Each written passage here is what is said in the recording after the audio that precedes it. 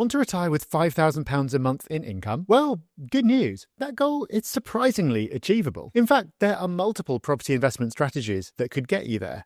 And the one that's right for you will depend on how fast you want to get to 5k a month and how much risk you're willing to take on in the process. But there's also one very wrong way to approach this. And unfortunately, it's the one I see most investors taking. My team and I have helped hundreds of clients avoid this trap and reach their financial goals without taking on more risk than they're comfortable with. So in this video, I'll walk you through the biggest mistake investors make, 3 ways to retire on £5,000 a month from property, and how to pick the one that's right for you. Before we explore each strategy in detail, let's start by looking at what most people do. Meet Ryan. He's your run-of-the-mill investor, and he's doing what seems to be the sensible thing to do, pushing hard to pay off his mortgage before retirement. Not just on the home he lives in, but on his rental properties too. Every month, Ryan uses the rental profit from his properties to overpay his mortgages. He avoids remortgaging, even when interest rates drop or equity builds up, because his priority is to be debt-free as fast as possible. And he only buys when he's got a chunky deposit to put in, so he's not taking out too much debt to start with. Now, I'm not saying this is a bad goal. There are financial and psychological benefits to following this very strategy. And on paper, it looks like Ryan's doing well. One of his properties, for example, has risen in value from £250,000 to £350,000 since he bought it. Another has nearly doubled in value over the past decade. The problem is, taking this cautious approach means that by the time he's retired, he's only built up a portfolio of 3 properties. So by the time he stops working, the rental income from those 3 properties, well, it's a nice little pension, but it certainly doesn't add up to £5,000 per month. Don't get me wrong, a debt-free retirement can make our later years a lot easier. I'm definitely not saying that you need to carry debt into your 70s and beyond if you don't want to. But because Ryan was too cautious too early, he massively limited his income later in life. And if you're worried that you won't be able to put the strategies we discuss in this video into place because you simply don't have the time, we've put together a free course that will teach you the hands-off way to build a portfolio step by step without losing control of the process. You'll find a link in the description below. Before I dive into the 3 ways to retire on £5,000 a month, let's make some assumptions about where you're at today and what the next 10 to 20 years could look like. Let's assume that, like Ryan in the previous example, you've been steadily building your portfolio. But unlike Ryan, you haven't been in any rush to pay off your mortgage debt. But nor have you been taking on crazy risks and flipping houses every year or snapping up entire apartment blocks. Instead, you've been buying properties steadily over the course of 20 years, using interest-only mortgages, refinancing now and then to release equity, buying below market value when you could, and adding value when it makes sense. Let's also assume that 10 years before retirement, you would have stopped buying and let your portfolio coast. Historically, UK property has doubled in value roughly every 10 years. Now, that hasn't quite held up recently. The current cycle has been the slowest on record. But it doesn't matter. Even without dramatic growth, you benefit from a key principle. Your debt stays static while your equity grows. So you've had 20 years of slowly and steadily acquiring, then 10 years of coasting, and now you're at retirement. Now, let's say you've got 10 properties, each worth around £300,000. Your average purchase price was £150,000, and that's an average, so some of your earlier buys have more than doubled in value, while the later ones may have appreciated less. But because you spent the last decade coasting, they've all had at least 10 years to increase in value. Each property still has a mortgage of about £100,000, so your loan to value has gradually drifted down as values have increased. Altogether, you built a portfolio worth £3 million, minus £1 million worth of debt, leaving you with £2 million worth of equity. But how do you take that equity and turn it into a guaranteed income? Well, the right strategy for you all depends on how involved you want to be and how much risk you want to take on. So to keep you on your toes, I'll start with the riskiest move of the 3. Let's imagine you retire and you just stop working.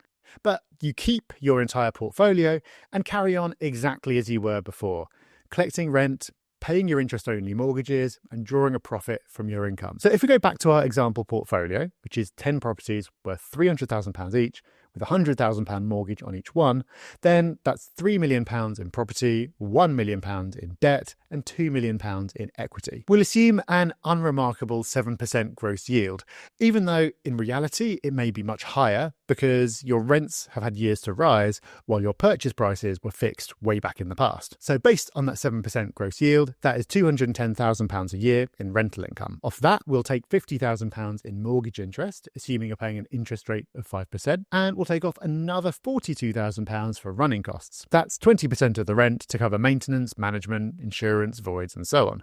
That leaves you with £118,000 in pre-tax profit. That's way more than the £5,000 a month target we were aiming for. And if you own your properties inside a limited company, the numbers can work even better.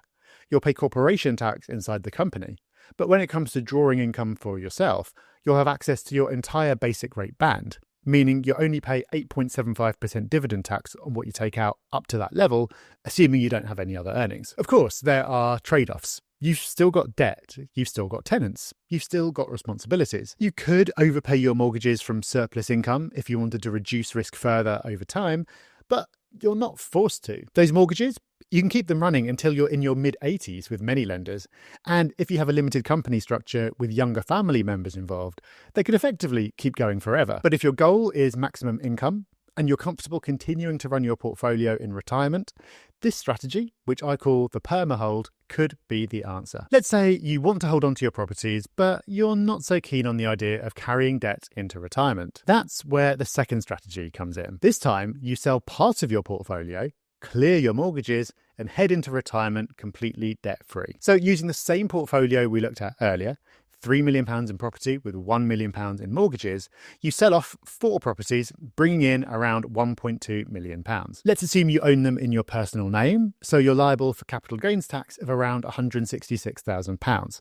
If you own them through a company, the tax bill could be lower. But even after CGT, you've still got enough cash to wipe out the £1 million of outstanding debt, which leaves you with 6 mortgage-free properties worth £1.8 million.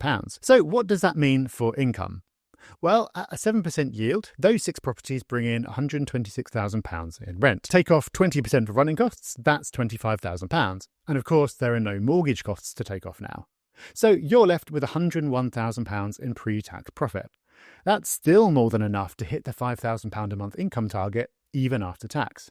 That's whether you own them personally or through a limited company. Yes, the income is slightly lower than in the first strategy, but in return, you get a much simpler life.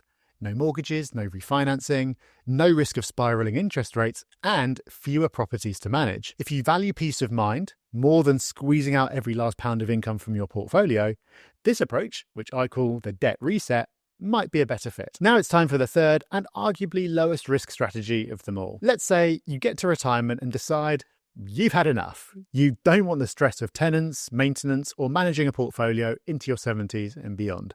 You just want life to be simple.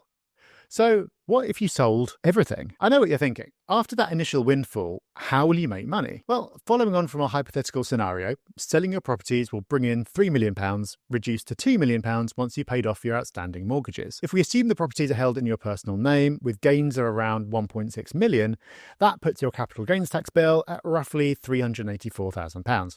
Again, if you held the properties in a company and wound it up, the tax bill could be lower. So after tax, you're left with around £1.6 million in cash. No mortgages, no maintenance, no hassle. Now, if you were to invest that money in some low-risk government or corporate bonds that paid around 4%, you'd have an annual income of £64,000. Split that between 2 people, and by the time you've accounted for income tax, you'll end up with around £4,500 per month. A little shy of the £5,000 target, but not too far off. And remember, that's without ever touching the capital. If you're comfortable drawing down from the pot over time or taking slightly more investment risk, then you could easily boost that income. The trade-off is that unlike rental income, bond income usually isn't inflation linked. So your income might lose purchasing power over time unless your investments grow. And while it's possible to make 4% with minimal risk at the time of recording, if rates fall, you'll either suffer a drop in income or be forced to take on more risk. But what you gain is simplicity. No properties, no admin, just a stress-free retirement, where the only boiler you need to worry about is your own. If your top priority is peace of mind, this strategy, which I call the cash out, might be best for you. Now look, I know your own figures will look very different to the ones I've just been using, and you're highly unlikely to follow this script perfectly. No one is going to wake up one day and stick their entire portfolio into an auction. Instead of picking one strategy and executing it all in one go, what will probably happen is you'll make moves gradually. When tenancies change, the market evolves, and mortgages end, you'll change your portfolio accordingly. And yes, there are more advanced strategies out there, but the point is you can use any of these three approaches to retire on £5,000 a month without taking on more risk than you're comfortable with, or living a lifestyle that doesn't suit your needs. But whether you go for maximum income, a debt-free life, or a clean break from property altogether, how you own your portfolio can make a huge difference to your profits. Choosing the wrong structure could leave you thousands of pounds poorer in retirement. So check out this video next to find out if buying property through a limited company is a good idea in 2025.